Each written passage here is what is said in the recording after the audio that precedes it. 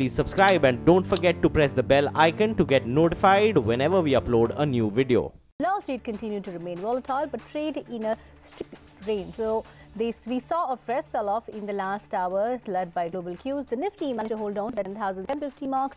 Sensex shed about 200 points, as you can see on your screens, and banks and midcaps ended with about 0.5% of cut. Anuj Singhal is here now with a wrap of today's trading action. Anuj, what do you make of today's sell-off, especially the one that we saw in the last 60 minutes of trade? Well, the market's template of one day up, one day down continues. Today was a down day. The volatility is here, but within a 50-60 point band. Okay, you can extend that band to perhaps 100 points, but that's all it is. Within that, though, the Midcaps, non-index large caps, they have seen clearly fresh round of selling, and that was visible today as well. Stock of the day today was Tata Motors, down about 7%. This has been fresh, sort of worries about the trade wars. That perhaps is impacting the stock more than what the management had to say about JLR. In terms of other stocks, we had ICICI, Larsen & Toubro, SBI, Axis, the oil marketing companies, ITC, Titan, so big losers. On the way up, there were some gainers like Ultratech Cement, Bajaj Finance, which made a new high. Infosys supported the market, but not too many stocks. In the F&O space, you had some stray gainers like Page Industries, TVS Motor, and MRPL, but big losers like Allahabad Bank, Idea, United Breweries, big stocks, Motherson Sumi, NCC, Sun TV, Century Textiles. All in all, two verdicts the market has given. One, at index level, it's a 200-300 point range, and at the mid-cap level, there is quite a bit of pain. All right, Anuj, thanks for joining in with that. Let's see if that sell-off continues. But for now, let's talk about crude oil prices, which came under pressure on expectation of an increase seen in output. Remember, OPEC energy ministers in a meeting in Vienna on Friday agreed to raise oil production to balance disruptions from countries like Venezuela. Now, Brent is at this point in time trading at that $74.39 per barrel mark with loss of about 1.5%, and NYMEX at about 0.5% up in the green. Now let's get to a CNBC TV 18 exclusive now. Idea Cellular stock tanked more than 7% in trade today after reports suggested that Idea Vodafone merger could be delayed. Remember, earlier in the evening, we had an idea that merger was expected to be completed by the end of June, but that doesn't seem to be the case now. Nisha Podar, who has been doing this here, is here with the details. Nisha, you spoke to Vodafone India. What do they have to say about the timeline of this deal? Idea Cellular stock cracked in trade because of the uncertainty regarding the final DOT approval coming in for the formation of largest telecom company in the country by merging Idea Cellular and Vodafone India. So there have been reports which suggest that Department of Telecommunications may ask for 4,700 crore rupees as spectrum charges from Vodafone India for the clearance of the merger to go ahead. Now, we do not have any clarity on that at this point, but we do gather from sources with direct knowledge that because of the uncertainty and the delay in getting the approvals, Idea as well as Vodafone India may really push their target of consummation of this merger by the end of the first half of this particular calendar year to probably August, and that's what we are gathering at this point. But remember, the DOT's charges as well as and claims as well as this date may be changed because of various factors involved here. So we'll have to keep an eye out on this one. Now, big fallout of the delays that Idea Voda merger process is seeing is also the uncertainty amongst the employees, and we do gather that there is heavy attrition of in double digits that Vodafone India could be facing. Idea is also facing some bit of attrition. Both the companies may have really offered retention packages to some of the key employees and some of the senior level executives as well, is what we gather. When we reached out to both Vodafone as well as Idea did not respond to our queries, but Vodafone did say that they deny any such fresh claims by the Department of Telecommunications, and they are confident of getting the final approvals for the merger to go ahead. Okay, Nisha, thanks for all that. Now let's get to a special event. The third annual meeting of the Asian Infrastructure Investment Bank, or AIIB, will begin in Mumbai on Tuesday. The day one actually started today itself. In the run-out of the summit, AIIB today organized a seminar on the subject of mobilizing finance for infrastructure. Speaking at that event, India's interim finance minister Piyush Goyal said that India will need a whopping $4.5 trillion over the next decade for creating infrastructure, and the cost of the money will be a challenge. However, he added that finding the required finance will not be a deterrent for the country. Piyush Goyal also talked about how MSMEs can contribute significantly to the infrastructure story with the help of the banking sector. Here's an excerpt.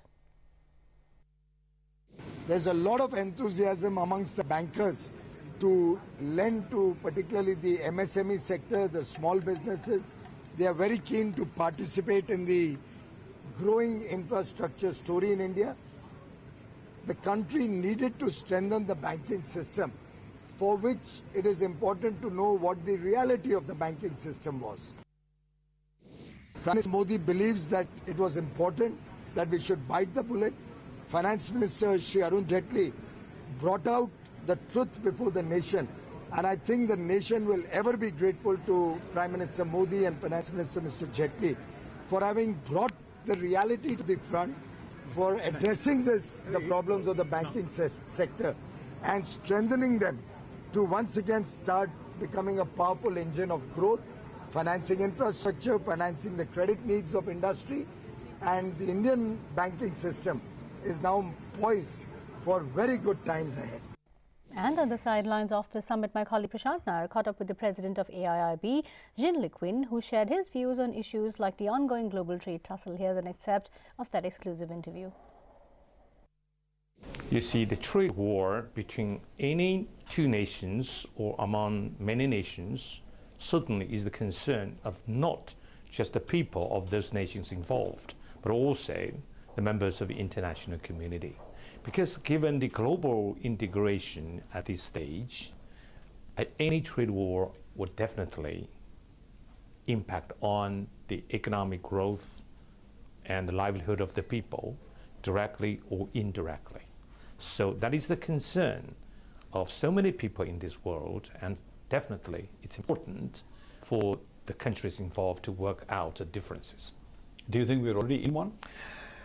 Well, at least I think it's very risky, and there are lots of issues which would have to be dealt with very quickly without an all-out trade war. China's response, I mean, I'm just to take point a little forward, so far has been whenever the US has imposed something, it's imposed, I mean, the measure has been even-handed, equal, and the statement has been conciliatory. We don't want to trade, but we won't shy away from one if we're imposed on us. Just trying to get a sense, what is the thinking in China about this one?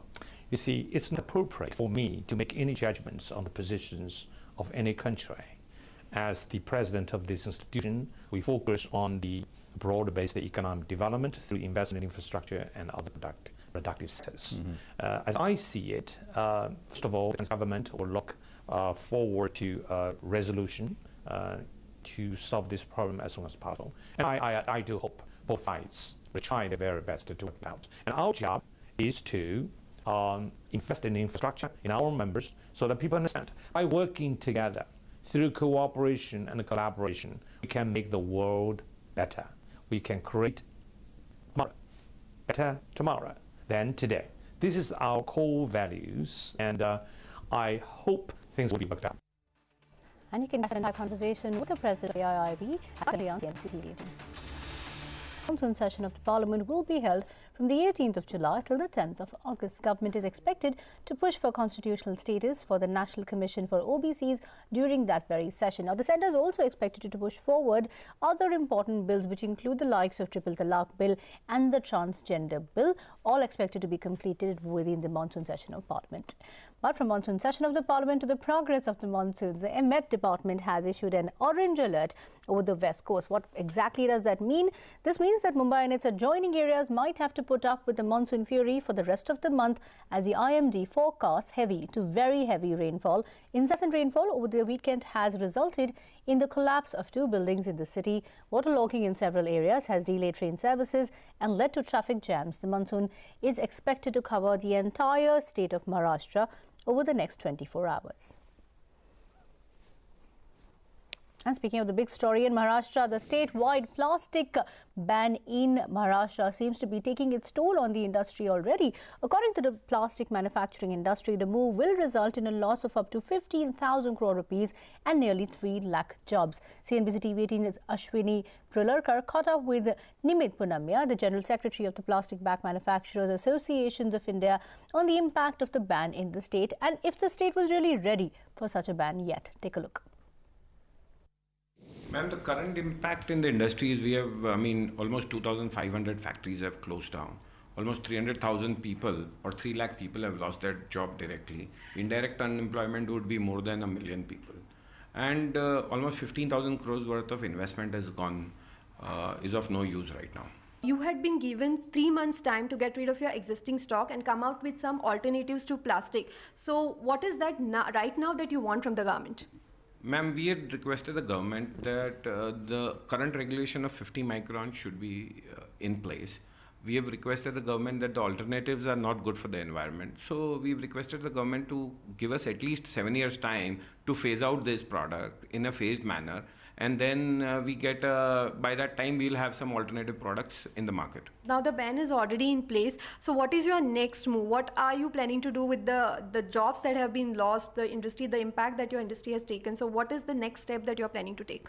So actually, we are still hopeful. Like, we are in continuous talk with the state government. State government had deputed an expert committee. I was also part of the expert committee, and we have made a lot of recommendations through the expert committee to the empowerment committee chaired by Shri Honorable Ramdas Kadamji, the Minister for Environment. And I hope there is a meeting on Wednesday on 27th of this month where a lot of products may be removed from the ban of this current position.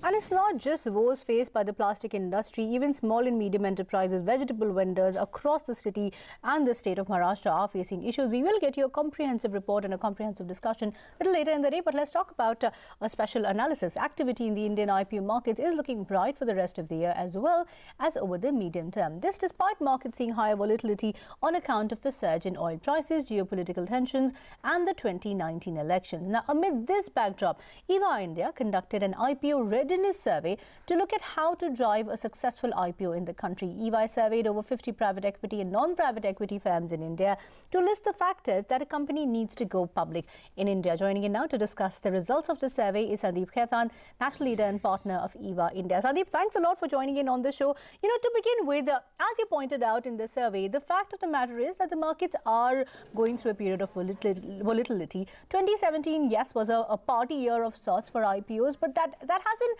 the exact momentum hasn't continued yet. What are the key challenges that you're seeing at this point in time, and how are investors preparing to overcome those hurdles? Thank you. Thanks a lot. So I think, as you rightly said, I think year 2017 was a blockbuster year for the Indian IPO. We saw a lot of companies in the financial services space raised capital last year. And as we reflect upon whatever progress we've made so far in 2018 and the amount of pipeline we see in the marketplace, I think there is a significant amount of activity continue to be happening in this space already. In terms of our survey, as what we saw is that large number of companies have raised capital in first 5 months of the year. Lots of companies have also done through the small and medium enterprise exchange as well. And as we see right through the balance year with the number of IPOs which are planned and filed with the SEBI, you know, we believe that at least $6 to $7 billion of additional capital will be raised compared to what has already been done so far. So I think there are many challenges, as you asked. I think there are many challenges, which is volatility, the oil prices, the political landscape. But from an IPO market activity, I think market continue to be supportive of some of the good papers which is out there. I think the domestic flow of capital continue to be very, very robust, and some of that is supporting the IPO activity in general. You know, Sandeep, one of the points that are mentioned in the report on the challenges is overpricing and not having the right management for a successful IPO. How exactly can investors who are looking for an exit, how exactly for our companies that are looking to go public override these issues? What is the right pricing mechanism then? Yeah, so I think one of the things which has come out very clearly, I think in our survey and the study, what we did is that the amount of return which has been generated for an investor post-listing, and that has a direct correlation to the right pricing or the credibility of the management. I think what we saw very clearly is that the companies which are backed by private equity have consistently outperformed the index, as well as outperformed the other set of companies which are not backed by private equities. And last couple of years, we've seen significant amount of exits which have happened by way of companies which were backed by private equities. So why do you think, just to interrupt you a bit over here, why do you think that is the case, that we are actually seeing companies backed by PE players have more successful IPO, even in terms of pricing and reception? Why is that the case? I think we just did an IPO conclave as well, in Delhi and in Mumbai. And I think the theme which has emerged is that when we have a private equity investor with a company, I think there is a lot of focus right from day one is not only on growth, but also on governance. And companies which are focused on the right set of governance metrics, one who's looking at growth, and they bring in the right set of practices. They help companies to look at some of their objectives very, very strategically, and they help and they part.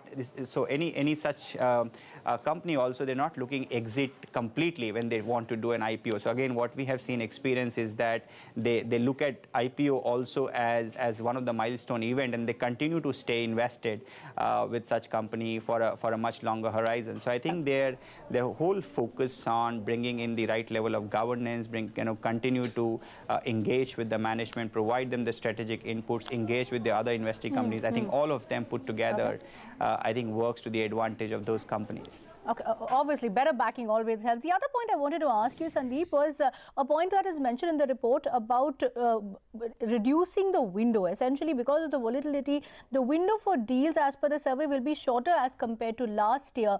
Tell us case studies or instances of where that has actually happened.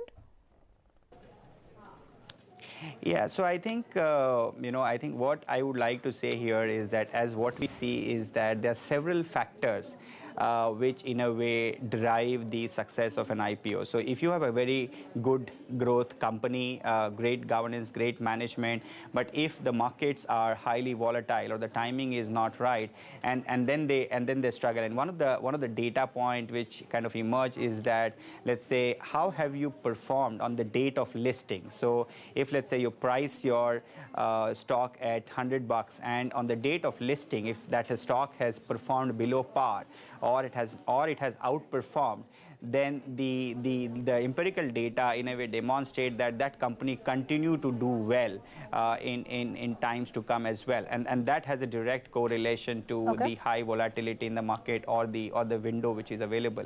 So companies need to possibly prepare well, engage in advance with all the stakeholders to make sure that they have the ability to time the market. Okay, Sandeep, the other point I wanted to ask you also have a section where you have assessed all the financial criteria that need to be taken into consideration before going for an IPO. So based on what the respondents have come up with, what are the top 3 or top 4 financial points that work in a successful IPO? Yeah, so I think the cash flow continue to be the driving force. So companies should have a good ability to generate a sustainable amount of cash flow. The return on equity is another kind of a benchmark which has been followed by many of the investors. Again, both consistent from a private equity investors versus a company which are not backed by a private equity. And then there are several other kind of profitability ratios which have been consistently looked at by the market. But when you look at, from a growth and ROE are the two most common themes. Yeah, cash flow and the ROE. Okay, fair enough. Sandeep, one last question to you. If you look at 2018 calendar year versus 2017, is 2018 going to be as good as 2017? And point number 2 was, is the second half of the year, of the calendar year, looking better for IPO than the first half? Yeah, so when we look at an overall scenario, I think last year we did close to $11 billion plus of fundraise through the IPO route. And this year, based on the pipeline and success what we have, we already see, I think, this number going to be taken over. I think, fair degree of margin. What possibly can impact, if at all, any of that is some amount of political uncertainty, if that were to happen as we heading into some of the state elections, I would say, and some of the geopolitical factor like the oil prices and of course some of the policies of Americas in terms of trade relations with other markets. So I think some of these factors, if let's say assuming some of these factors will stay the way they are today, we believe that I think 2018 will be far better in terms of the number of IPOs as well as the fund which has been raised by companies as compared to 2017. Okay, 2018 will be far better. That's the word coming in from EY. Sandeep, thank you very much for joining in on the show and taking us through the details of the very interesting survey. For now, we will have to wrap up this edition of After the Bell. Many thanks for joining in, but stay tuned to CNBC TV 18. All the market action of the day lined up on the other side as Markets Today Talk Back will take the action forward. Stay tuned.